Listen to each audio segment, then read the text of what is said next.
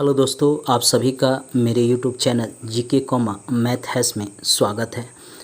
आज हम इस मानचित्र के आधार पर यह जानेंगे कि चाइना ने भारत के क्षेत्रों पर कब्जा करने की वर्तमान में कोशिश तो किया, लेकिन गलवान वैली में झड़प के बाद चाइना अब इन क्षेत्रों से अपने सैनिकों को क्यों हटा रहा है।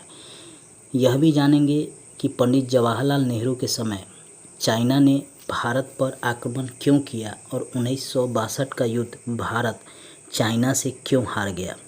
यह भी जानेंगे कि प्रधानमंत्री इंदिरा गांधी ने परमाणु बम क्यों बनाया अब वर्तमान समय में कोई भी देश भारत पर आक्रमण कर भारत के क्षेत्रों पर अब कब्जा नहीं कर सकता है। इसका कारण क्या है, यह भी जानेंगे कि चाइना किस कारण से अपने सैनिकों को पीछे लौटाने के लिए मजबूर हुआ।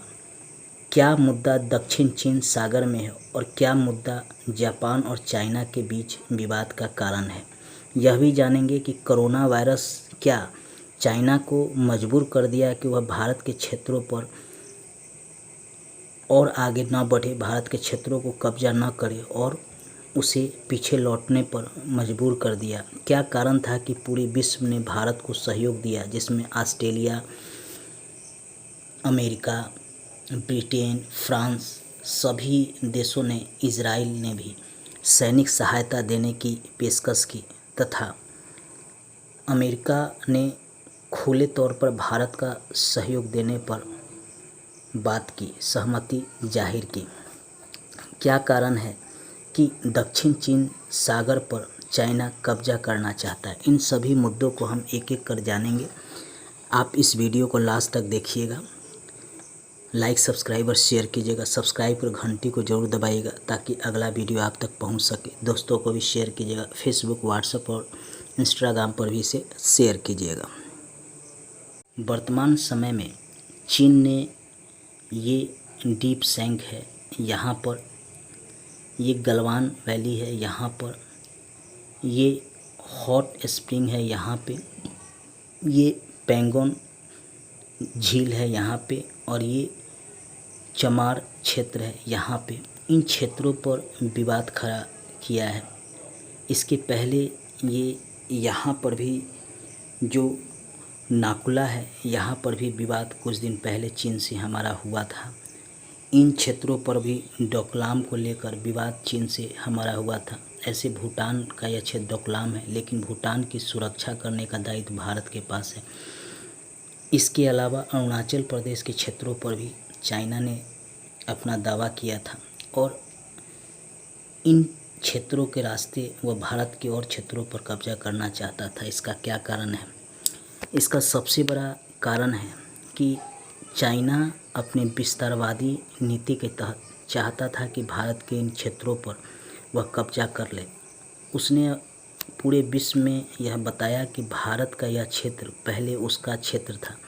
1860 के पहले जब यहाँ राजा की सत्ता थी, ब्रिटिश के आने के बाद इन क्षेत्रों को चाइना से छीनकर भारत में शामिल किया गया था और वह अब इन क्षेत्रों को भारत से चाहता है। लेकिन भारत का मानना था कि जो ब्रिटेन के समय संधि हुई थी उसके अनुसार यह अब भारत का अंग है, भारत के क्षेत्र है। चाइना और भारत के बीच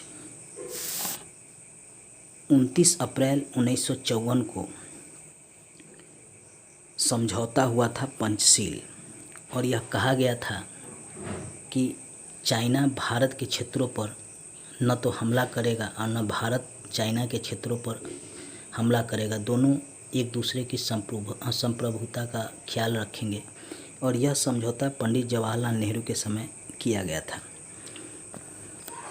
28 जून 1954 को चीन के प्रधानमंत्री चाउ एन लाई तथा भारत के प्रधानमंत्री जवाहरलाल नेहरू ने पंचशील में अपना विश्वास जताया था। लेकिन 1958 में चीन ने ऐसा मानचित्र प्रकाशित किया जिसमें लद्दाख से लेकर असम सीमा तक हिमालय प्रदेश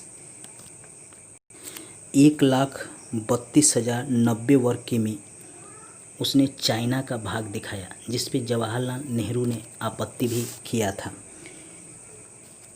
1959 में संकट काल तब आया जब तिब्बतियों ने चीन के विरुद्ध खुला विद्रोह कर दिया और तिब्बतियों को दबाने के लिए चीन ने सैनिकों का उपयोग किया, सैनिक बल का प्रयोग किया और यह तिब्बत का क्षेत्र जो है यहाँ से लेकर यहाँ तक उसको चाइना ने कब्जे में ले लिया।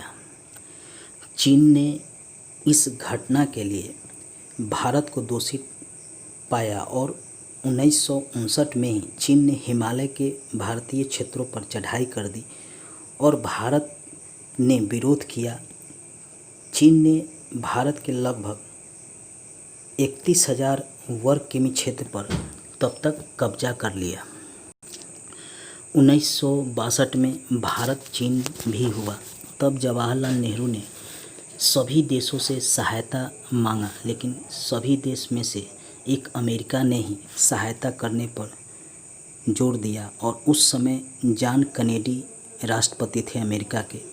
उन्होंने भारत की सहायता के लिए कलकत्ता बंदरगाह से सैनिकों को और हथियार को भेजा। उस समय जवाहरलाल नेहरू ने अपने गुट निरपेक्ष देशों से भी सहायता मांगा था, लेकिन किसी ने सहायता नहीं किया। जैसे वर्तमान समय में प्रधानमंत्री मोदी को जहां Japan, America, Australia, Israel, France से सहायता मिल रहा है, उस समय जवाहरलाल नेहरू को केवल अमेरिका ने ही सहायता किया था। रसिया ने भी उस समय भारत की सहायता नहीं की थी। कारण था कि क्यूबा में सोवियत संघ, चूँकि उस समय रूस सोवियत संघ था, कई देश का समूह था, तो क्यूबा में उसने अपने मिसाइल स्थापित किए थे और अमेरिका को उससे खतरा था। इसलिए जब अमेरिका भारत के सहयोग करना चाहा तो रसिया ने सहयोग नहीं किया, क्योंकि रसिया भी साम्यवादी देश था और ये माओवादी देश था। दोनों का लगभग नीति एक था। अमेरिका ने सहायता तो किया, लेकिन जवाहरलाल नेहरू ने समय पे सहायता नहीं मांगा। तब तक चीन ने भारत के 31,000 वर्ग किमी क्षेत्र पर कब्जा कर लिया था, जिसमें जम्मू कश्मीर से लेकर अरुणाचल प्रदेश तक के क्षेत्रों पर कब्जा किया था। आइए जानते हैं कितना वर्ग किलोमीटर पर कहाँ कहाँ कब्जा किया है चाइना ने। ये है अक्साई चीन। यहाँ पे चाइना ने कब्जा किया है 1570 किलोमीटर। इसको कहते हैं वेस्टर्न सेक्टर। ये है आपका हिमाचल प्रदेश और उत्तराखंड का क्षेत्र। यहाँ पे 545 किलोमीटर कब्जा किया है, इसको कहते हैं सेंट्रल सेक्टर। और ये है अरुणाचल प्रदेश का क्षेत्र, ईस्टर्न सेक्टर, जहाँ 1325 किलोमीटर, जिसमें भूटान का भी यह क्षेत्र है। यहाँ पे इसको भी चाइना ने कब्जा किया है, लगभग यहाँ से लेकर यहाँ तक। इतने भाग पर चाइना ने कब्जा कर लिया था 1962 में। जब अमेरिका ने सैनिक सहायता भारत को भेजा जवाहरलाल नेहरू के कहने पर, तब यह चाइना ने स्वयं ही युद्ध विराम की घोषणा कर दी। इसमें लोग कहा जाता है कि भारत चाइना से हार गया। ऐसा नहीं है, चाइना और भारत के बीच युद्ध होता, लेकिन जैसे ही अमेरिका ने यहाँ पे एंट्री किया, सहायता देने के लिए भारत की तरफ से आया, चाइना खुद युद्ध विराम की घोषणा कर दिया। लेकिन इन क्षेत्रों पर चाइना ने कब्जा रखा। बाद में इंदिरा गांधी को यह लगा कि हमें शक्तिशाली देश बनना चाहिए, इसलिए उन्होंने परमाणु बम बनाने की बात सोची। चूँकि चाइना ने 1964 में परमाणु बम बना लिया था, इसलिए अब परमाणु बम बनाना अति आवश्यक था।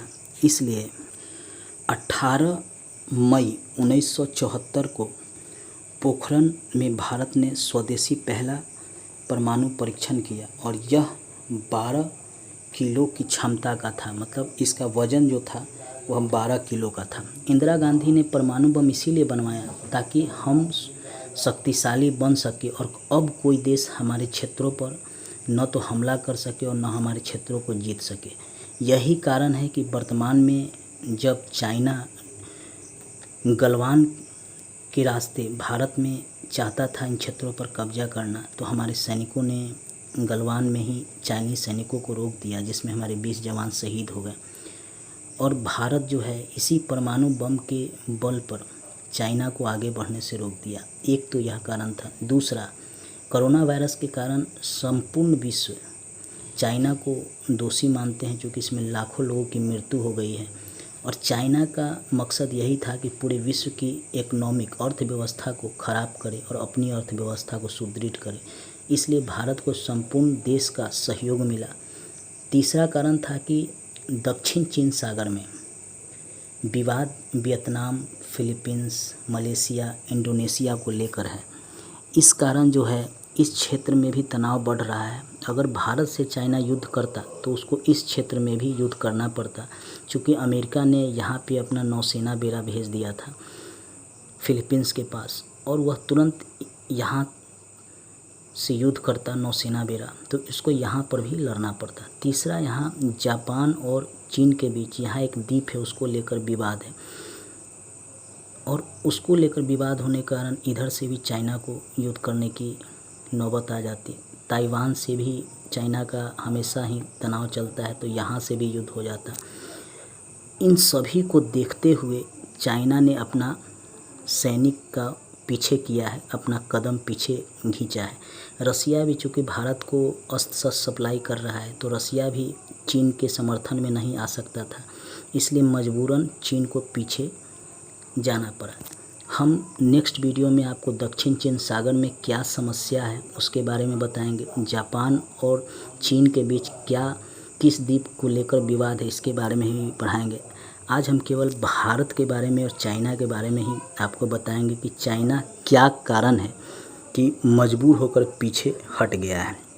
ये सब कारण थे जिसके कारण प्रधानमंत्री मोदी जी को सहयोग मिला। दूसरा कि हमारे पास परमाणु बम है, इसलिए चाइना को इस बात का डर है कि अगर हमने भारत के क्षेत्रों पर कब्जा करने की और कोशिश की तो भारत अपने अग्नि मिसाइल में परमाणु बम रखकर हमारे क्षेत्रों पर हमला कर सकता है अपनी सुरक्षा के लिए। तो इस कारण भी चीन को पीछे लौटना पड़ा। तीसरा कारण है कि हमारा चीन के साथ व्यापार जो है अधिक होता था। आयात चीन भारत में सबसे ज़्यादा करता था, उसको लाभ होता था यहाँ से, तो व्यापार को घाटा न हो, व्यापार बना रहे, इसलिए चीन को पीछे लौटना उसकी मजबूरी बन गया था, क्योंकि हमारे साथ उसका व्यापार अच्छा खासा था। अब जो है भारत सरकार ने भी और राज्यों ने भी उसके साथ कई व्यापार डील को तोड़ दिया है, तो चीन के ऊपर भी वहाँ के व्यापारियों का दबाव है कि भारत के साथ युद्ध न हो, ताकि हमारा जो व्यापार होता है भारत के साथ वो हो। तीसरा है कि कोरोना वायरस के कारण चीन की भी अर्थव्यवस्था ख़राब हो गई है, वहाँ भी अब आयात जो है कम हो रहा है वहाँ से अन्य देशों को। इस कारण चीन इस परिस्थिति में नहीं है कि वह युद्ध करे। चौथा कारण था कि अमेरिका और चीन के बीच तानातनी चल रहा है। अगर वह भारत से इस क्षेत्रों में युद्ध करता है तो उससे ये दक्षिण चीन सागर में भी युद्ध करना पड़ जाएगा और जापान के साथ इन क्षेत्रों में भी युद्ध करना पड़ जाएगा। पाँचवा कारण है कि तिब्बती लोग अब स्वतंत्र होना चाहते हैं, तो उन्हें भी एक मौका मिल जाएगा और वह स्वतंत्र होने के लिए खुद ही चीन में ही विद्रोह शुरू हो जाएगा। ये कारण है चीन के पीछे लौटने का। दोस्तों, नेक्स्ट वीडियो में हम दक्षिण चीन सागर के बारे में आपको बताएंगे। मेरे चैनल को सब्सक्राइब और घंटी को जरूर दबा लीजिएगा। धन्यवाद दोस्तों।